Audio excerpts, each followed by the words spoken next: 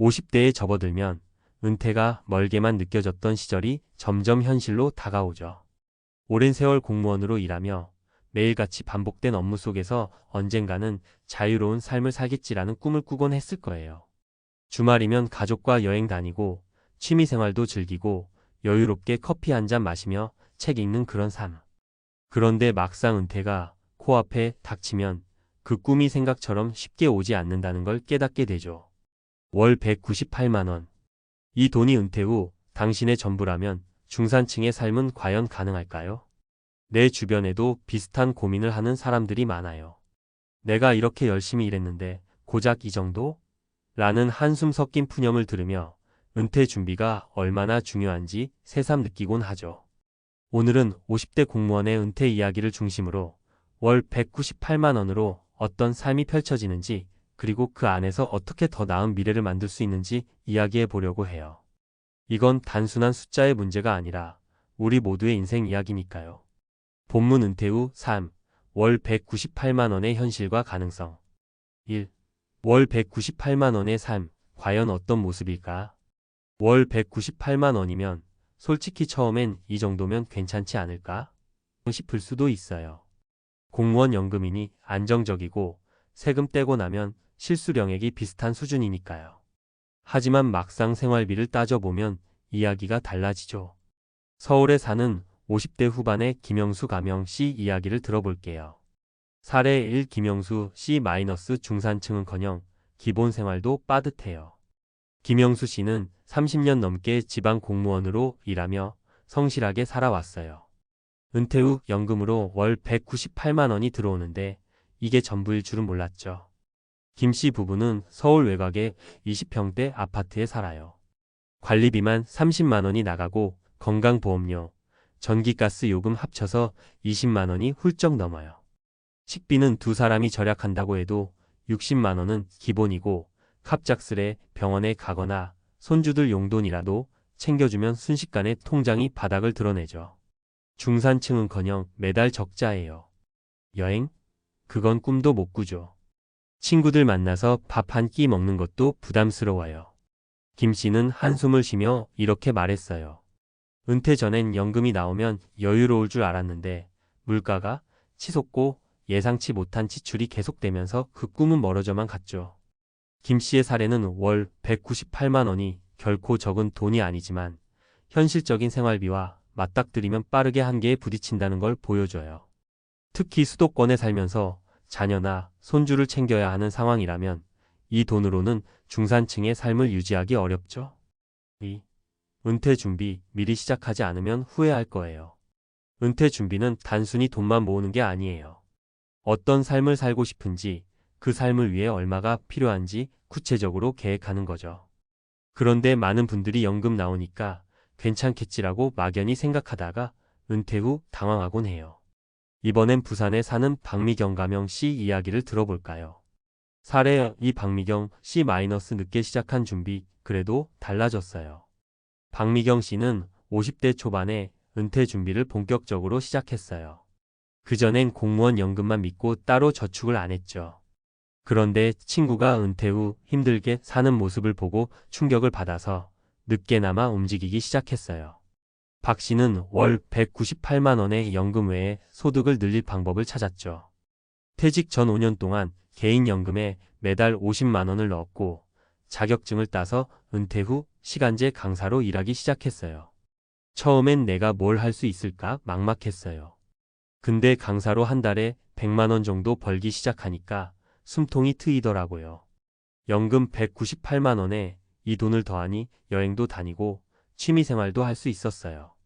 박 씨는 지금 지역센터에서 컴퓨터 강의를 하며 제2의 인생을 즐기고 있어요. 박 씨의 사례는 은퇴 준비를 늦게 시작해도 충분히 변화를 만들 수 있다는 걸 보여줘요. 중요한 건 지금이라도 움직이는 거예요. 연금에만 의존하지 않고 작은 소득원 하나라도 만드는 게 큰 차이를 만들죠. 3. 은퇴 후 삶 어떻게 더 풍요롭게 만들까? 월 198만 원으로 중산층의 삶을 꿈꾸는 건 쉽지 않지만 불가능한 것도 아니에요. 중요한 건 돈을 어떻게 쓰고 어떤 삶을 추구하느냐예요. 마지막으로 대전에 사는 최병철 가명 씨 이야기를 소개할게요. 사례 3. 최병철 씨 돈이 적어도 행복은 커요. 최병철 씨는 55세에 조기 은퇴를 선택했어요. 연금은 월 198만 원으로 김영수 씨와 비슷했지만 최 씨는 전혀 다른 삶을 살고 있죠. 은퇴 전 최 씨는 소비 습관을 완전히 바꿨어요. 불필요한 지출을 줄이고 꼭 필요한 것만 사는 미니멀 라이프를 실천했죠. 서울에서 살던 아파트를 팔고 대전으로 내려가 전셋집에서 생활하면서 주거비를 확 줄였어요. 돈이 많지 않아도 행복할 수 있더라고요. 아내와 같이 텃밭 가꾸고 동네 도서관에서 책 빌려 읽고 자전거 타면서 건강도 챙겨요. 연금 198만 원이면 충분해요.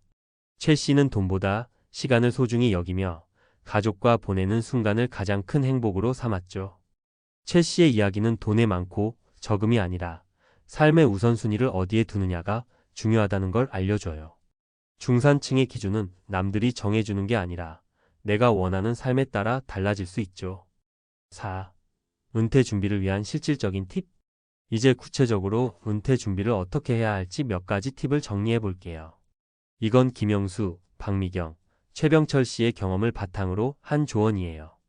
지출 구조 점검하기. 지금 쓰는 돈을 항목별로 나눠보고 어디서 줄일 수 있는지 확인해 보세요.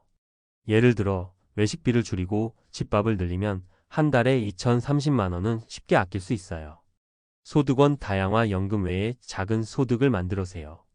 시간제 일자리, 재능을 활용한 강의 혹은 소규모 투자를 통해 자산을 불릴 수도 있죠.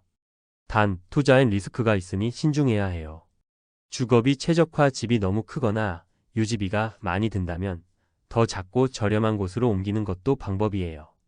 최병철 씨처럼 지역을 바꾸는 것도 큰 도움이 되죠.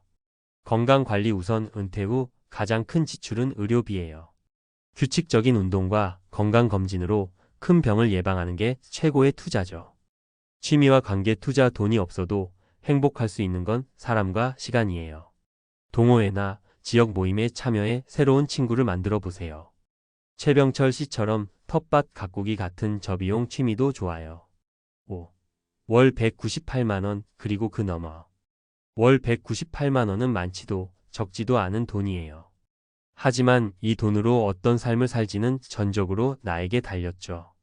김영수 씨처럼 빠듯한 삶을 살 수도 있고 박미경 씨처럼 새로운 도전으로 숨통을 틔울 수도 있고 최병철 씨처럼 소박하지만 행복한 삶을 선택할 수도 있어요. 중요한 건 은퇴를 단순히 일이 없는 삶이 아니라 새로운 시작으로 보는 거예요. 은퇴는 끝이 아니라 내가 원하는 삶을 다시 설계할 기회예요. 월 198만 원이 전부가 아니라 그 돈을 어떻게 활용하느냐에 따라 중산층의 꿈은 충분히 현실이 될 수 있죠. 지금 이 순간 작은 계획이라도 세워보는 건 어떨까요? 당신의 은퇴 스토리는 아직 쓰이지 않았으니까요. 결론, 당신의 은퇴 스토리를 다시 써보세요. 50대 공무원의 은퇴 스토리는 단순히 월 198만 원의 이야기가 아니에요. 그건 꿈과 현실, 준비와 후회, 그리고 새로운 시작에 대한 이야기죠. 김영수, 박미경, 최병철 씨의 사례를 보면서 한 가지 확실한 건 은퇴 후 삶은 우리가 얼마나 준비했는지 그리고 어떤 마음가짐으로 맞이하는지에 따라 달라진다는 거예요. 지금 이 글을 읽고 있는 당신, 은퇴가 멀게 느껴지든 당장 코앞이든 오늘 한 발짝이라도 내딛어 보세요. 통장 잔고를 확인하거나 새로운 취미를 찾아보거나 가족과 진솔한 대화를 나누는 것부터 시작해도 괜찮아요. 당신의 은퇴 스토리는 아직 끝나지 않았어요. 아니, 이제 막 시작인 걸지도요. 은퇴는 단순히 직업활동의 종료가 아니라 새로운 삶의 단계로의 전환입니다. 특히 공무원과 같이 안정적인 연금 제도를 통해 일정 수준의 소득을 보장받는 경우 은퇴 후 생활이 비교적 안정적일 것이라는 기대가 일반적입니다.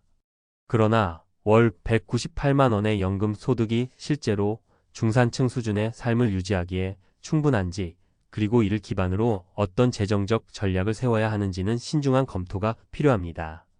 본 글에서는 월 198만 원의 연금 소득을 중심으로 은퇴 후 재정적 현실을 분석하고 실질적인 사례를 통해 은퇴 준비의 중요성과 구체적인 전략을 제시합니다.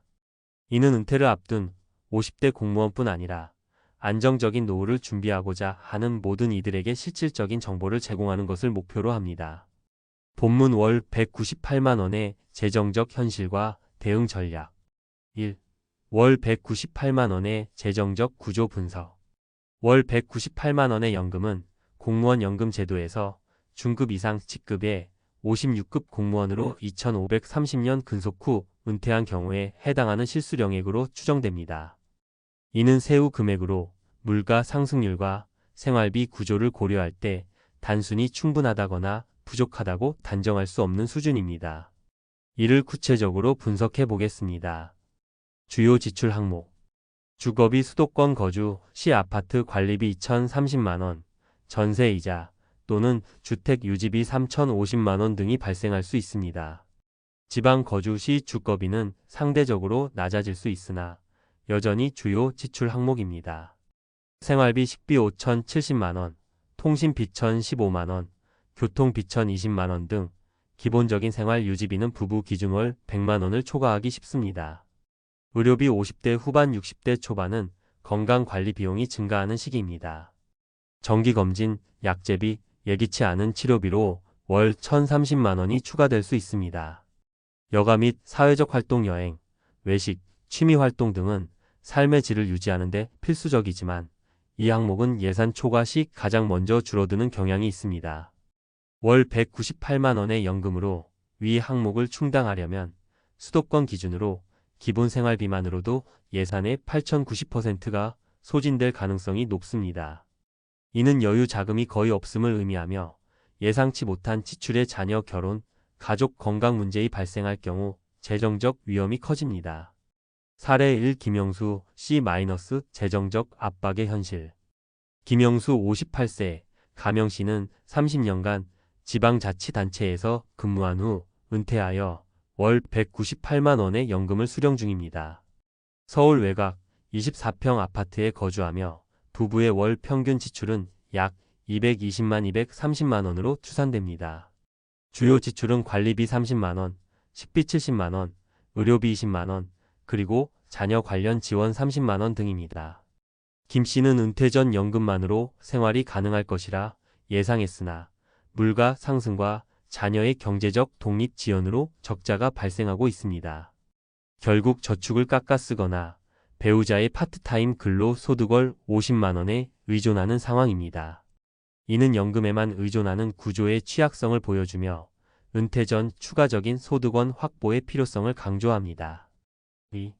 은퇴 준비의 핵심 사전 계획과 소득 다각화. 은퇴 후 재정적 안정성을 확보하려면 연금 외에 추가적인 소득원과 효율적인 지출 관리가 필수적입니다. 특히 공무원의 경우 안정적인 연금이 보장되지만 이는 물가 상승률 최근 5년 평균 약 23%와 생활비 증가를 완전히 커버하지 못할 수 있습니다. 사례 2. 박미경 C- 늦은 준비의 성공 사례. 박미경 56세, 가명씨는 50대 초반에 은퇴 준비를 시작한 사례입니다. 은퇴 전 5년간 개인연금월 50만원 납입과 소규모 적립식 펀드월 20만원에 가입하여 연금 외 자산을 구축했습니다. 또한 공무원 재직 중 취득한 컴퓨터 활용 자격증을 활용해 은퇴 후 지역 교육센터에서 시간제 강사로 활동 중이며 월 8만 100만원의 추가 소득을 얻고 있습니다. 박 씨의 월 총 소득은 연금 198만원과 강사 수입을 합쳐 약 28만 300만원 수준으로 부부의 생활비 월 200만원을 충당하고도 여유 자금월 8만 100만원을 확보할 수 있었습니다. 이는 은퇴 전 재정 계획과 소득 다각화가 가져온 긍정적 결과입니다. 박 씨는 늦게 시작했지만 작은 노력으로도 삶이 달라질 수 있다는 걸 알게 됐다고 전했습니다. 주요 준비 전략. 개인연금 및 투자, 공무원 연금 외에 개인연금 IRP, 연금저축 등을 활용해 세액 공제 혜택을 받으며 자산을 증식하세요. 예를 들어 연소득 5천만원 기준으로 연금저축에 연 700만원을 납입하면 약 11만 5,165만원의 세액 공제를 받을 수 있습니다. 소득원 개발 은퇴 후에도 지속 가능한 소득을 위해 자격증 취득에 사회복지사, 컴퓨터 강사이나 컨설팅, 프리랜서 활동 등 본인의 전문성을 활용한 방안을 고려하세요. 자산 재배치 주거비 부담이 크다면 소형 주택으로의 다운사이징이나 지방 이전을 통해 고정비를 줄일 수 있습니다. 예를 들어 서울의 30평대 아파트를 매도하고 지방의 20평대 전셋집으로 이동하면 월 5,070만 원의 지출 절감이 가능합니다. 3. 삶의 질과 재정의 균형 지속 가능한 은퇴 설계. 은퇴 후 삶의 질은 단순히 재정적 여유에만 달려 있지 않습니다. 효율적인 자원 활용과 우선순위 설정을 통해 적은 자금으로도 만족스러운 삶을 설계할 수 있습니다. 사례 3. 최병철 씨 - 소박하지만 안정적인 삶. 최병철 57세, 가명 씨는 조기 은퇴 후 대전으로 이주하여 전셋집을 40만 원에 거주 중입니다. 월 198만 원의 연금으로 생활하며 불필요한 지출을 최소화하는 미니멀 라이프를 실천합니다. 식비는 지역 농산물 직거래를 통해 월 40만 원으로 관리하고 여가 활동은 도서관 이용과 무료 지역 프로그램의 등산 동호회로 대체합니다. 최 씨는 돈이 많지 않아도 가족과 보내는 시간이 행복의 핵심이라며 연금 내에서 생활비를 맞추고 매년 12회 국내 여행회당 5,070만 원을 계획하며 삶의 균형을 유지합니다. 이는 재정적 제약 내에서도 삶의 우선순위를 명확히 설정하면 지속 가능한 은퇴 생활이 가능함을 보여줍니다. 지속 가능성을 위한 전략. 지출 최적화, 고정비 주거비, 보험료 등을 점검하고 불필요한 구독 서비스나 고비용 취미를 정리하세요. 예를 들어 월 10만 원의 스트리밍 서비스 3개를 하나로 줄이면 연 24만 원을 절약할 수 있습니다. 건강관리 투자. 은퇴 후 의료비는 주요 리스크입니다. 규칙적인 운동과 건강검진으로 예방 가능한 질환을 관리하면 장기적으로 비용을 절감할 수 있습니다. 예를 들어 연 100만 원의 건강검진 비용은 향후 1,000만 원 이상의 치료비를 예방할 가능성이 있습니다. 사회적 네트워크 유지. 지역사회 활동 동호회, 자원봉사 등은 저비용으로 삶의 질을 높이는 방법입니다. 이는 정신적 건강에도 기여하며 우울증 등 은퇴 후 흔한 문제를 예방합니다. 4. 은퇴 준비를 위한 실질적 로드맵. 은퇴 준비는 장기적인 관점에서 체계적으로 접근해야 합니다. 아래는 월 198만 원의 연금을 기반으로 한 준비 로드맵입니다. 재정 상태 점검. 현재 은퇴 5년 전. 월별 수입 지출 분석. 현재 연금 외 자산의 예금, 부동산과 부채를 명확히 파악하세요. 은퇴 후 예상 지출 물가 상승률 연 23%를 고려해 2020년 후 필요 자금을 추산하세요. 예를 들어 현재 200만 원의 생활비는 10년 후 약 24만 260만 원이 필요합니다. 자산 및 소득원 구축. 은퇴 510년 전. 연금 자산 확대. 개인연금, 퇴직연금 등에 가입하여 연금 소득을 보완하세요. 부수입 창출. 시간제 근로, 재능 활용 강의, 컨설팅 등으로 연금 외 소득을 확보하세요. 지출 구조 최적화. 은퇴 직전, 은퇴 후 고정비 감축. 주거비, 보험료 등 고정비를 줄이는 방안을 실행하세요. 비상자금 마련. 연금의 612개월 치약 1, 2002, 400만 원을 비상자금으로 확보하여 예기치 않은 지출에 대비하세요. 삶의 질 관리. 은퇴 후 지속, 저비용 여가 활동, 지역사회 프로그램, 무료 교육 등을 활용해 비용 대비 높은 만족도를 얻으세요. 건강 유지. 규칙적인 운동과 균형 잡힌 식단으로 의료비를 최소화하세요. 결론. 월 198만 원을 넘어서는 은퇴 설계. 월 198만 원의 연금은 은퇴 후 기본적인 생활을 유지할 수 있는 기반이지만 중산층 수준의 삶을 보장하기 위해서는 추가적인 준비가 필수적입니다. 김영수 씨의 사례는 연금에만 의존할 경우의 재정적 취약성을, 박미경 씨는 늦은 준비로도 변화를 만들 수 있음을, 최병철 씨는 효율적인 자원 활용으로 삶의 질을 유지할 수 있음을 보여줍니다. 은퇴 준비는 단순히 돈을 모으는 것 이상의 의미를 가집니다. 이는 원하는 삶의 모습에 대한 구체적인 비전을 세우고 그에 맞는 재정적 사회적 전략을 실행하는 과정입니다. 지금 이 순간 재정 상태를 점검하고 작은 계획을 세우는 것부터 시작한다면 월 198만 원의 제약을 넘어 보다 안정적이고 풍요로운 은퇴 생활을 설계할 수 있을 것입니다.